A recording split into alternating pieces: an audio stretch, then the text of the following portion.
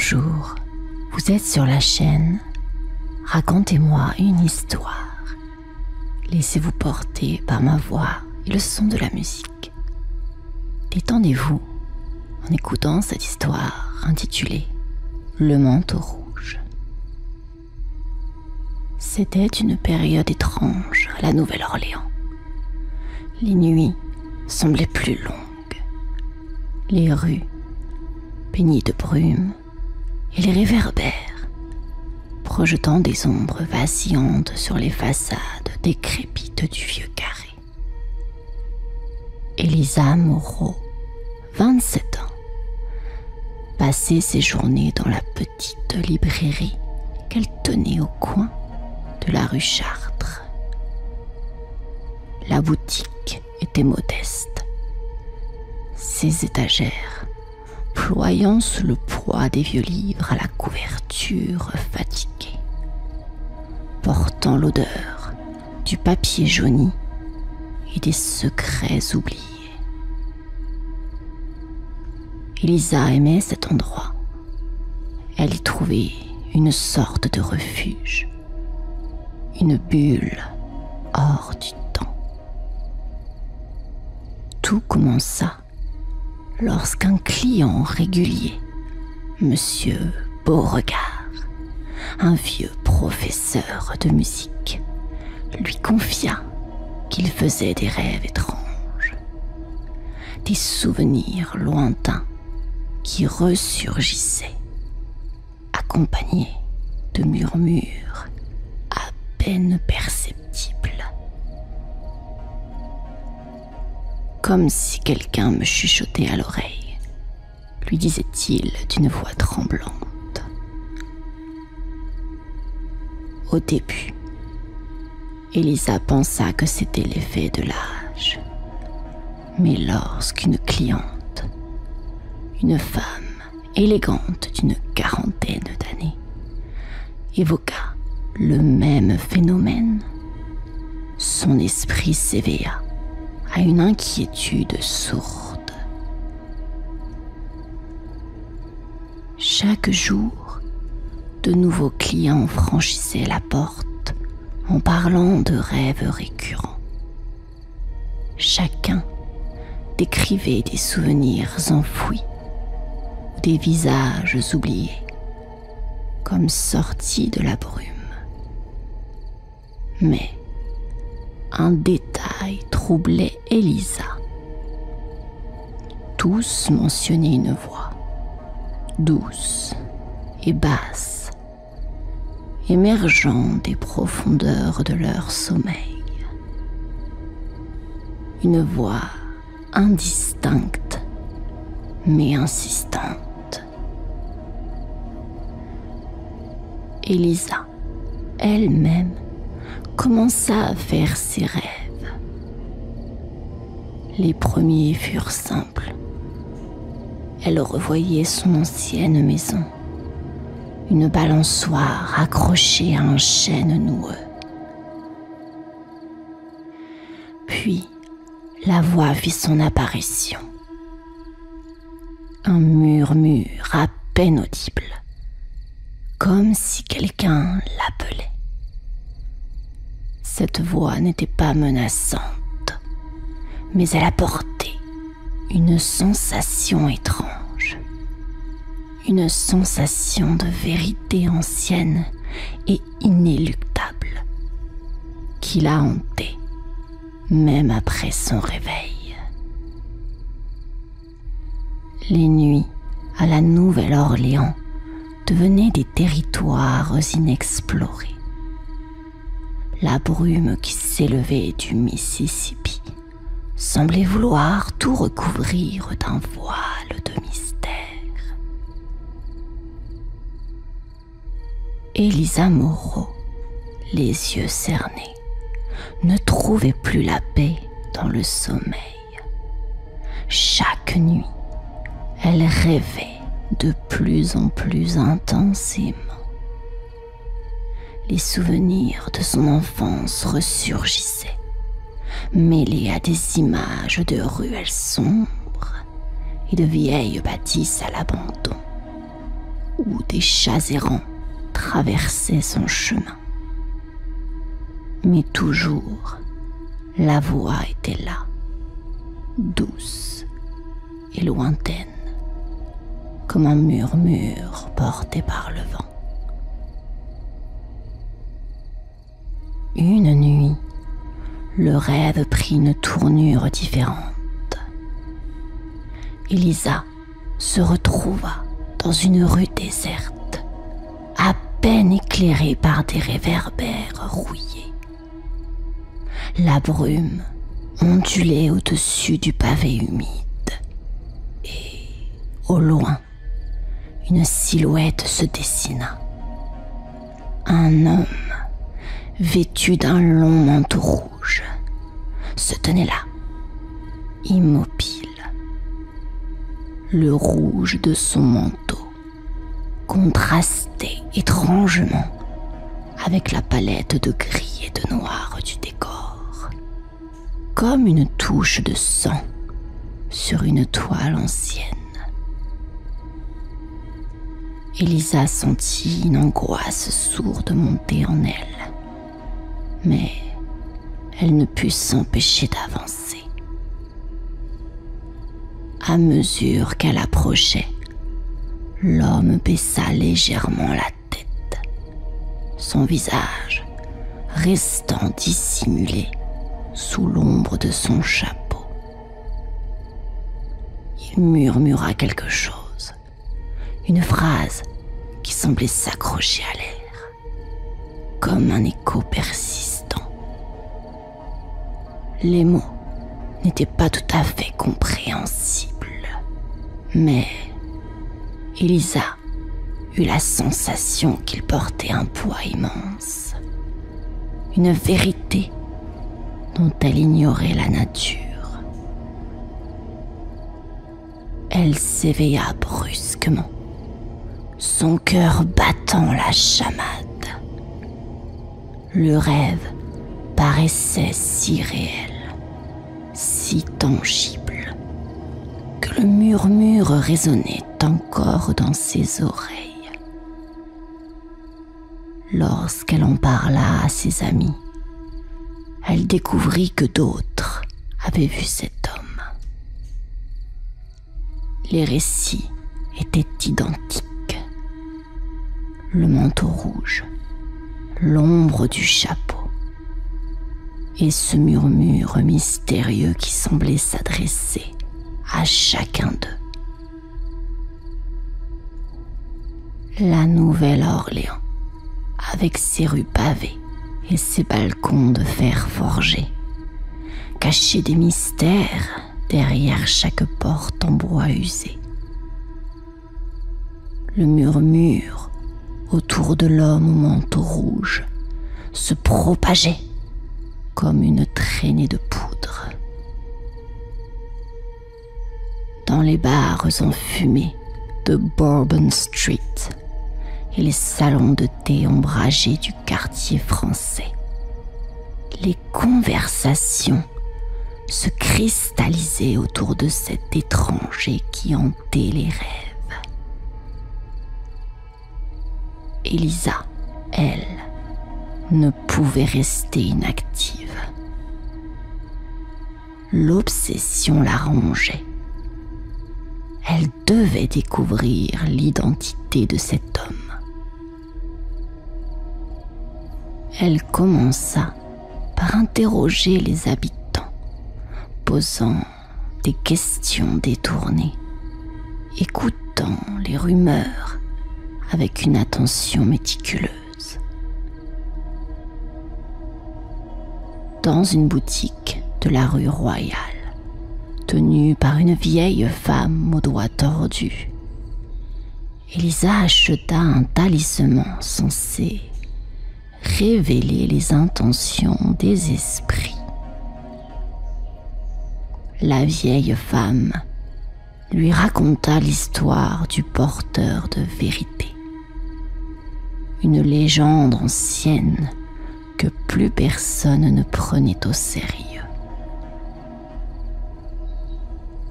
L'homme au manteau rouge, selon elle, disparaissait au moment de grandes confusions, lorsqu'une ville entière sombrait dans le doute. Cette quête emmena Elisa jusqu'au cimetière Lafayette, un labyrinthe de mausolées décrépits où le passé semblait errer entre les tombes. Là, elle rencontra un vieil homme assis sur un banc, fumant une pipe. Il affirma avoir connu le porteur, qui, selon lui, n'était ni un homme, ni une ombre, mais un reflet des regrets collectifs des habitants. Il ne fait que dire ce que l'on ose s'avouer, murmurait-il en fixant un ange de pierre érodée. Elisa sentait le mystère se resserrer comme une brume épaisse. Elle parcourait la ville de jour comme de nuit, cherchant des indices dans les ruelles désertes, les églises abandonnées, les autels décatis. La présence de l'homme semblait palpable, mais insaisissable, comme un courant d'air froid. Bientôt, les rêves se firent plus sombres. Les murmures devinrent des accusations, des vérités dérangeantes qui ébranlaient les habitants. La ville tout entière semblait prise au piège d'une psychose silencieuse, et l'homme au manteau rouge était au centre de ce tourbillon. Elisa était plus déterminée que jamais. Elle savait que pour comprendre cet homme, il lui fallait plonger plus profondément encore dans les entrailles de la ville et affronter ses propres vérités enfouies. Les nuits d'Elisa devinrent des expéditions dans un univers familier et pourtant méconnu. La Nouvelle-Orléans, vue à travers ses rêves, se métamorphosait en une version altérée d'elle-même. Les rues s'étiraient à l'infini. Les bâtiments semblaient se pencher et les réverbères projetaient des ombres qui dansaient avec malice. Mais toujours, l'homme au manteau rouge l'attendait, immobile, sous un réverbère ou à l'angle d'une ruelle oubliée. Une nuit, le rêve prit un tour plus concret. Elisa se retrouva dans un jardin abandonné, en plein cœur du vieux carré. Les lierres grimpaient le long des murs délabrés. Les pierres étaient couvertes de mousse et les arbres, desséchés, semblaient murmurer des confidences oubliées. L'air était lourd, chargé de ce parfum humide et ancien, propre à la ville.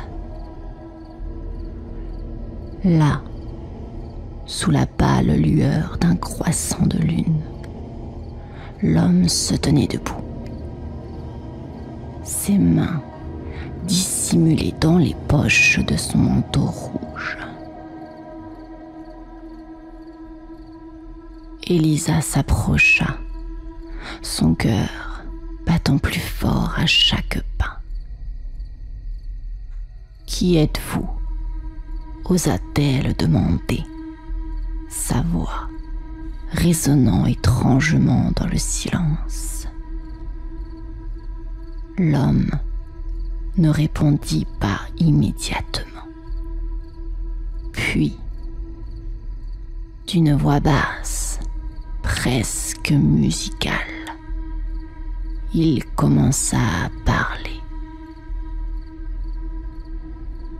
Ses paroles n'étaient pas une conversation, mais plutôt un flot ininterrompu, une litanie de souvenirs. Il évoqua des instants précis de l'enfance d'Elisa, des scènes qu'elle avait oubliées ou refoulées. Un chagrin solitaire au bord de la rivière, des disputes violentes entre ses parents, la trahison d'un premier amour. Les mots de l'homme ne révélaient pas seulement des souvenirs, mais dégageaient une vérité crue, presque douloureuse.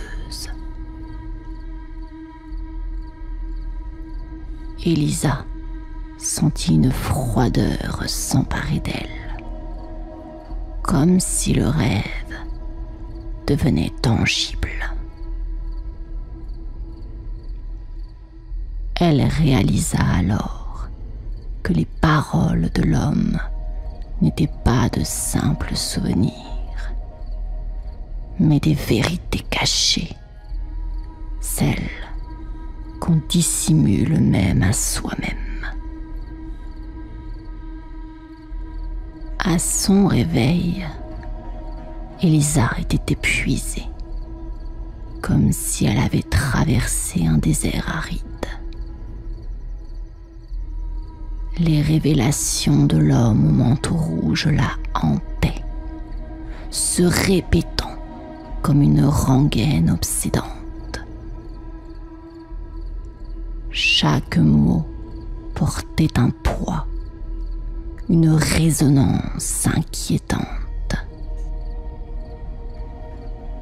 Les rêves étaient devenus plus réels que la vie éveillée, et elle savait désormais que l'homme n'était pas là pour lui offrir du réconfort, mais pour l'obliger à regarder ses propres démons en face. Elisa était désormais une étrangère dans sa propre ville. La Nouvelle-Orléans, avec ses maisons à colonnades et ses balcons de fer forgé, paraissait différente, comme si la réalité elle-même se fissurait.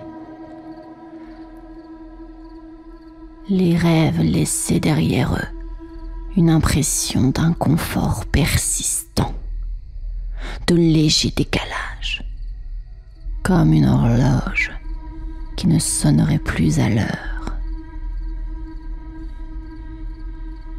Les paroles de l'homme au manteau rouge tournaient en boucle dans son esprit, l'amenant à douter de ce qu'elle croyait savoir.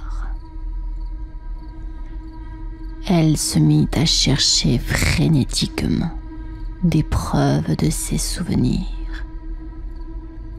Elisa visita les endroits évoqués dans ses rêves, comme la vieille maison de son enfance, aujourd'hui abandonnée, avec sa balançoire accrochée à un chêne immense et noueux. Elle retrouva des traces oubliées de ses jeux d'enfant, des dessins gravés à la craie sur les murs décrépits. Mais d'autres détails qui lui semblaient si précis dans ses rêves n'existaient pas. Une fenêtre qui n'était jamais là, une pièce trop grande pour l'espace de la maison. Cette dissonance entre le rêve et la réalité commençait à l'éroder. Dans une tentative de comprendre, elle fouilla les archives de la ville, dénichant des coupures de journaux jaunis, des registres de naissance, des lettres d'anciens locataires. Chaque document qu'elle trouvait semblait confirmer certaines des révélations de l'homme, tout en rendant d'autres détails encore plus flous. Elle découvrit, par exemple, qu'un garçon qu'elle croyait avoir inventé dans ses rêves avait réellement vécu dans son quartier. Il avait disparu mystérieusement des années plus tôt, son souvenir ayant été effacé des mémoires locales. Les habitants eux-mêmes semblaient se laisser absorber par cette frénésie d'auto-exploration.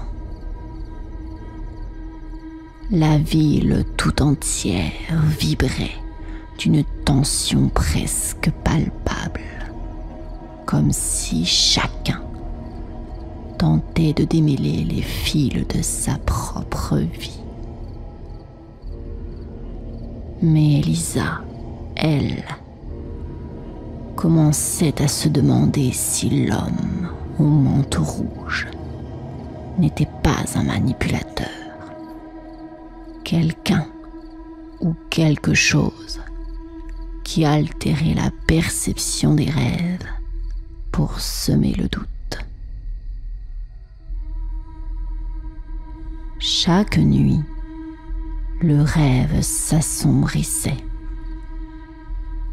Les murmures de l'homme devenaient des sentences et ses paroles semblaient se tordre, se contredire. La réalité, elle aussi, se déformait à mesure qu'Elisa tentait d'assembler les pièces. Et alors que les certitudes s'effondraient, elle comprit que l'énigme de l'homme au manteau rouge était bien plus complexe et troublante que ce qu'elle avait imaginé. La Nouvelle-Orléans s'étouffait sous un silence étrange, presque surnaturel. La ville semblait retenir son souffle, et les ombres qui se dessinaient le long des ruelles étroites paraissaient plus épaisses, plus pesantes. Elisa, à bout de nerfs, décida qu'il était temps de mettre fin à ce cauchemar. Une dernière nuit, une ultime confrontation avec l'homme au manteau rouge.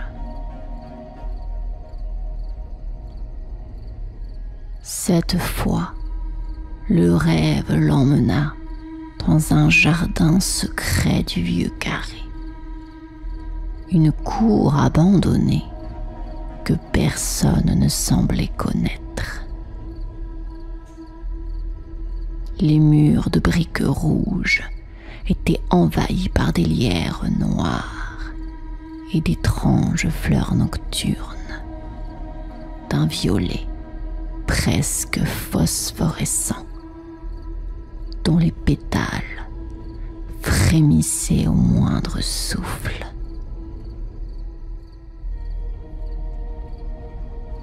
La lune, voilée par des nuages en lambeaux, projetait une lumière diffuse et spectralement blanche. L'air était si dense qu'Elisa avait du mal à respirer. Là, sous un vieux chêne noueux, l'homme au manteau rouge l'attendait. Il se tenait droit, comme une statue figée dans le temps.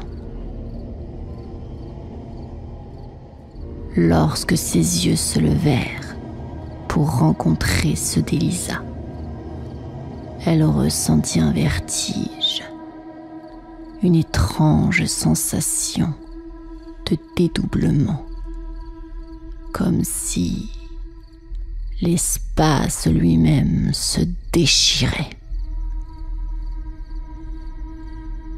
Qui êtes-vous vraiment ? Demanda-t-elle d'une voix tendue, presque suppliante. L'homme resta silencieux un instant, avant de répondre doucement, mais avec une intensité qui résonnait dans tout le jardin. Je suis ce que vous avez créé, murmura-t-il. Je suis vos peurs, vos regrets et vos espoirs les plus profonds. La ville entière m'a donné vie à travers ses mensonges et ses vérités refusées. Je ne suis qu'un écho, une manifestation de vos pensées collectives. Ces mots étaient comme des vagues, s'écrasant contre les défenses fragiles d'Elisa. Elle comprenait enfin. L'homme n'était pas un être tangible, mais une sorte de miroir vivant, renvoyant à chacun ses propres reflets déformés. Elisa recula, comme frappée par une révélation insupportable. La brume s'épaissit autour d'eux, et l'homme au manteau rouge commença à se dissiper lentement, emporté par le vent nocturne. N'oubliez pas, souffla-t-il avant de disparaître, vous portez votre vérité en vous.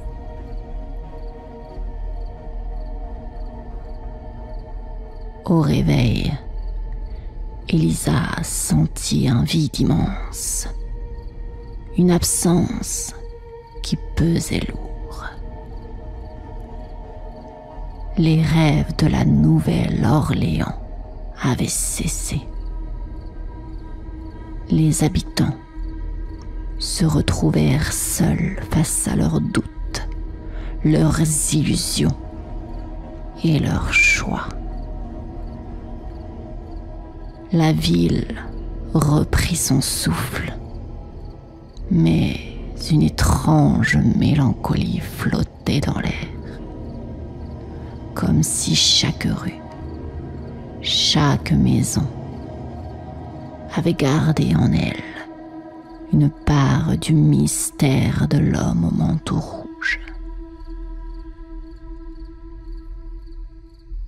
Et Élisa, en contemplant les rues qui lui semblaient désormais étrangères, comprit que la vérité n'était jamais simple, jamais unique, mais qu'elle pouvait se dissoudre dans l'ombre d'un rêve.